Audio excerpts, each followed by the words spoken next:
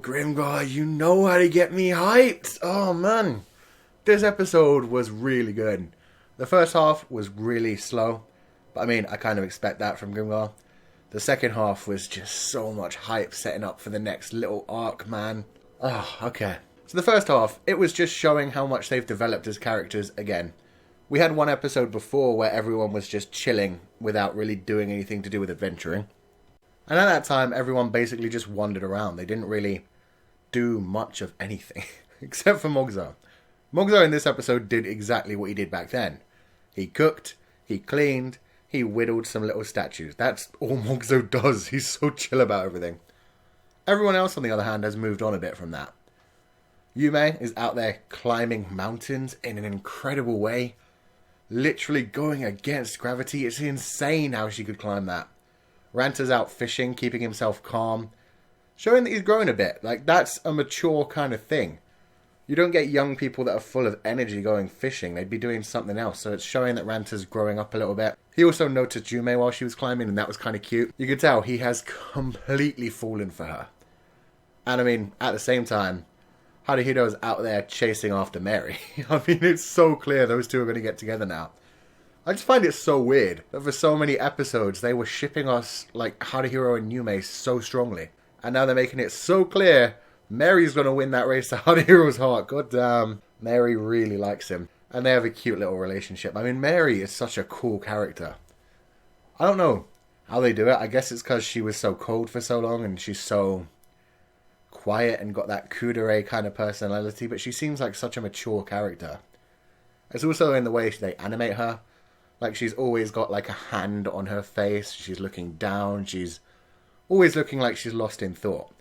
And that's kind of her personality anyway. Even on the battlefield, she's constantly watching everyone and what they're doing and assessing them and trying to basically defend the party and keeping an eye on everything. So yeah, I like Mary and Haruhiro together. I do think they're going to get together. In this one, they had more cute moments, and goddamn, they've had cute moments like every episode recently. Especially the fact that Haruhiro chased after her at the end, and goddamn, I'm still shocked that he suggested the mines, because that's just cruel. The fact that they're bringing Mary back to the mines when she lost all of her friends. Ooh, I'm surprised he even let that slip out. That is pretty dark. If it is just that it's the next level area and they're supposed to, like, grind there for 10 levels, basically, that kind of MMO logic thing, then I guess they have to go there eventually, but god, man. That is dark. I feel for Mary, because that is going to be intense. And that should make a great ending to this series. I'm not sure if we're officially on anime original stuff, or if they're just skipping a whole bunch of the second light novel, and this is where the light novel goes as well, like into the mine with Mary. That would be cool. I hope it's an anime original thing. I hope they're not just borrowing bits from the second light novel, because I plan to read the light novels. And I'd prefer the light novels to be adapted properly once they get a chance. But at the same time, the story seems cool, man. I mean, Mary was straight up like, I'm not sure if I'm going to be okay there. I'm not sure if I'm going to be able to have fun there. But I want you guys to be with me when I go there. And that was cute. That was sweet. It was a nice way for her to say it. Basically, she's not sure if she's ready. But if she's ever going to be ready, it's going to be with them. And so she's able to do it for them. So that's what the second half of the episode was. It was Haruhiro convincing everyone to go to the mines, dealing with Mary's drama, and really just them setting up for the next arc. Other than that, we got to see Barbara Sensei again, who is just amazing as usual. I mean, she dresses like a ridiculous MMO character kind of slut. And it's really funny, because that's actually where her personality comes from. She is just super sexually forward. She was teasing Haruhiro this whole time, making jokes about the fact that he's with a party of girls and he hasn't got any of them, and really pressuring him to move forward on one of them. She was very interested in his sex life more than anything else. You could tell that's the kind of character she is. Seriously, why didn't they all of the guys pick Thief? I would go under her training, goddamn. That moment where she was laying on top of his crotch, just moving her butt around to tease him and hurt him. Oh, man. My kind of character. But, one thing that actually came out of this that was important to the story is we found out Haruhiro's thing where he can see, like, the death lines. The shiki kind of death lines. Like, that's a skill that everybody gets. It doesn't even sound like it's just thieves. It sounds like anybody can have that. just he gets it a lot more often than other people. So what I'm assuming is it's a critical hit kind of thing. It's when you get that perfect spot that does ultimate damage. But the fact that he gets them so often probably just means he has a super high crit chance or maybe a high luck stat.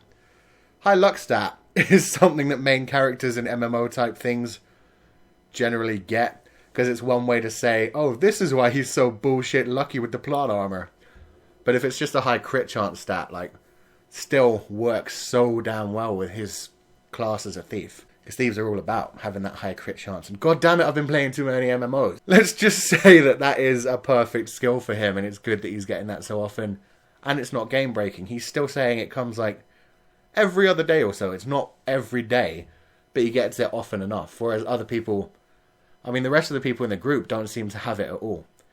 And it would make sense if he had like a high crit chance kind of thing, because if he has a high accuracy skill, that would explain how he's able to analyze his friends so well and become the leader of the group so quickly. So meanwhile, characters like Ranta would have zero accuracy.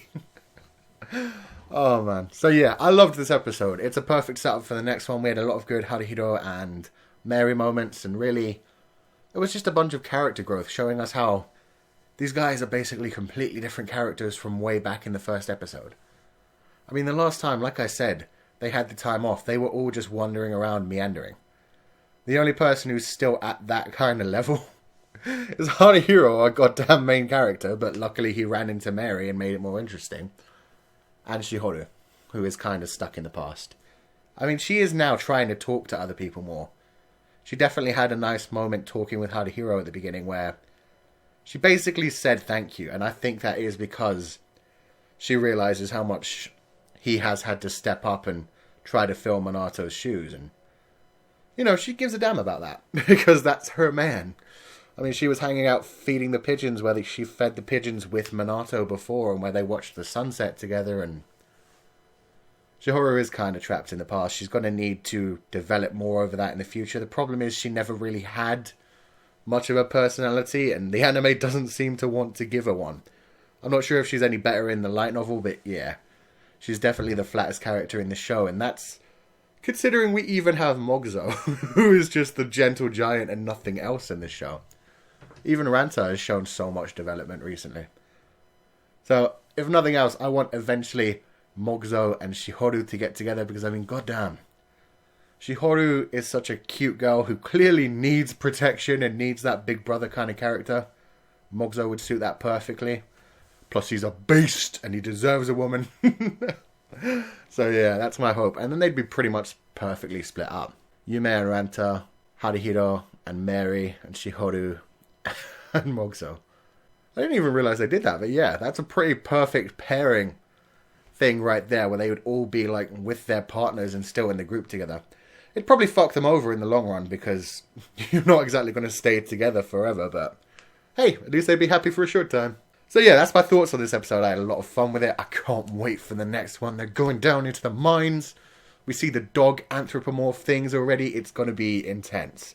I can already imagine the season finale is going to be them taking out despots and, you know, avenging Mary's people. And I can imagine once that's done, they'll either visit the grave of Manato or possibly the place where Manato died and say goodbye to him one final time as well. Maybe it will just be Haruhiro going there to say goodbye and proving that just like Mary, he can go back to the place where he lost his friend. So yeah, that's me. I really love this one. Let me know what you guys thought in the comment section below. And if you like this review, whack that like button like you mean it. And I will see you guys next time.